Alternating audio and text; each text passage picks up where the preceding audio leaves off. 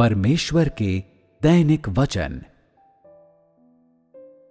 व्यक्ति परमेश्वर की इच्छा पूरी करने, परमेश्वर की पसंद के सभी लोगों को उसके सामने लेकर आने, मनुष्य को परमेश्वर के समक्ष लाने और मनुष्य को पवित्र आत्मा के कार्य और परमेश्वर के मार्गदर्शन से परिचित कराने के लिए कार्य करता है, और इस प्रकार वो परमेश्वर के कार्य के परिणामों को पूरा करता है। इसलिए ये अनिवार्य है कि तुम लोग कार्य के सार के संबंध में पूरी तरह से स्पष्ट रहो, ऐसे व्यक्ति के रूप में जिसका परमेश्वर द्वारा उपयोग किया जाता है।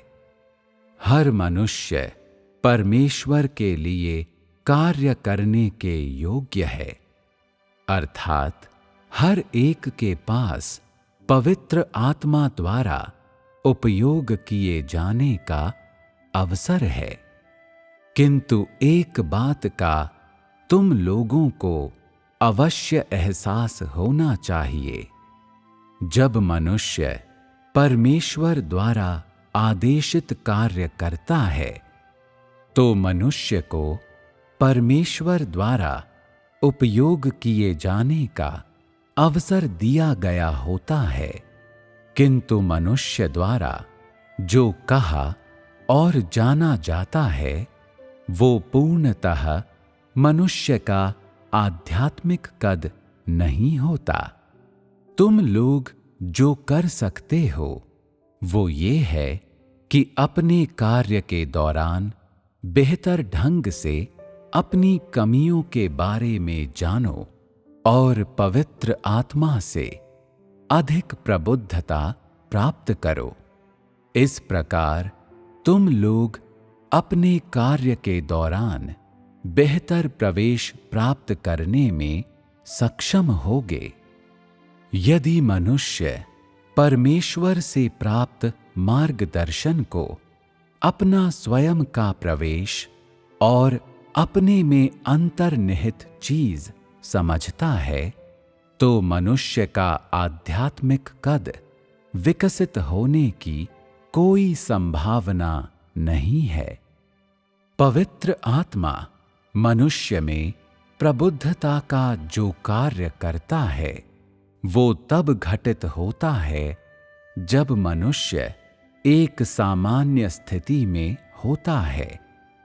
ऐसे समय पर मनुष्य प्रायः स्वयं को प्राप्त होने वाली प्रबुद्धता को अपना वास्तविक आध्यात्मिक कद समझने की गलती कर बैठता है, क्योंकि जिस रूप में पवित्र आत्मा प्रबुद्ध करता है, वो अत्यंत सामान्य होता है, और वो मनुष्य के भीतर जो अंतर्निहित है उसका उपयोग करता है। जब लोग कार्य करते और बोलते हैं, या जब वे प्रार्थना या अपनी आध्यात्मिक भक्ति कर रहे होते हैं, तो एक सत्य अचानक उन पर स्पष्ट हो जाएगा। लेकिन वास्तव में मनुष्य जो देखता है, वो केवल पवित्र आत्मा द्वारा प्रदान की जाने वाली प्रबुद्धता होती है, और वो मनुष्य का सच्चा आध्यात्मिक कद प्रस्तुत नहीं करती। अनुभव की एक अवधि के बाद, जिसमें मनुष्य कुछ कठिनाइयों और परीक्षणों का सामना करता है, ऐसी परिस्थितियों में मनुष्य का वास्तविक आध्यात्मिक कद प्रत्यक्ष हो जाता है। केवल तभी मनुष्य को पता चलता है कि मनुष्य का आध्यात्मिक कद बहुत बड़ा नहीं है, और मनुष्य का स्वार्थ, व्यक्तिगत हित और लालच सब उभर आते हैं।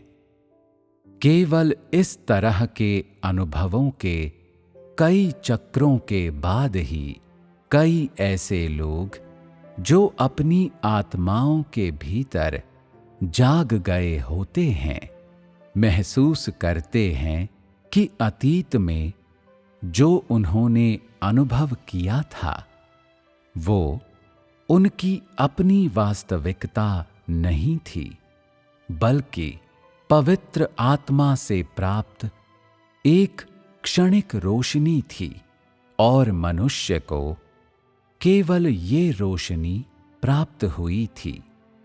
जब पवित्र आत्मा मनुष्य को सत्य को समझने के लिए प्रबुद्ध करता है तो ऐसा प्रायः ये समझाए बिना कि चीजें किस तरह घटित हुई हैं या किस ओर कहाँ जा रही हैं, स्पष्ट और विशिष्ट तरीके से होता है। अर्थात इस प्रकाशन में मनुष्य की कठिनाइयों को शामिल करने के बजाय वो सत्य को सीधे प्रकट करता है।